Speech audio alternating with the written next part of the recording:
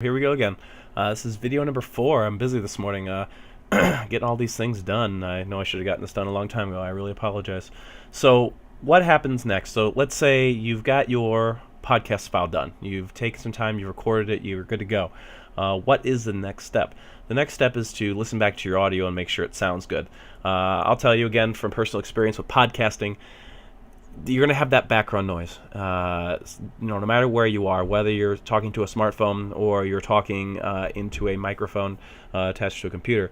So if you want to get rid of background noise, there are some good ways to do that. Let's say I'm recording a file and I'm just going to record, and I'm going to record la la la. Typically, the way to get any audio out, as far as like background noise out, is to have a little bit of dead space. So at the end, before I stop, I'm going to kind of stop talking. Alright, so hit stop there. You notice this a little bit. If there were no background noise, this would be completely a flat line. But since it is kind of wavy, that means there's some sort of background noise. So when you go to save your file, before you do, check to see if there are any spots where no one is talking, but you've got like this sort of thing. So there's an easy way built into Audacity to get rid of that. If you highlight a selection of text that does not include talking, so any of the dead space, and you go to Effect, and you go to, let's see, which one is it? It's been a little bit. Noise removal. You have step 1 and step 2. Step 1 says select a few seconds of noise so Audacity can filter out. So you click on Get Noise Profile. Step 2 would be to select it all. So you can just click until all of it kind of is that grayed out color. Normally it's kind of a lighter gray, and you click it twice, it's full gray. You're going to go back to Effects, you're going to go back to Noise Removal, you're going to click on OK. And if it's a larger file, it'll take longer than instantaneously, like it did right there. It's only like a 14-second file.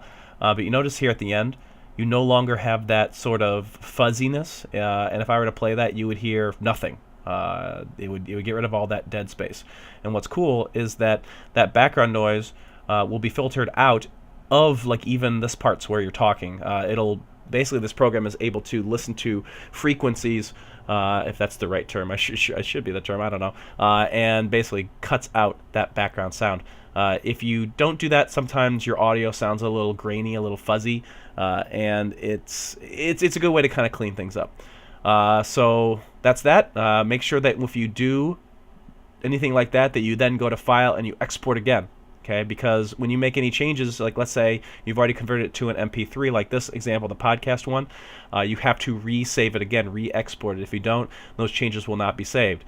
So when you're done making any changes, go to File, Export, and then you can save over the old file, like here, and like, yeah, that already exists, replace, yes, and then you can click OK, and then that new file, you saw that little thing here, now we're good to go there.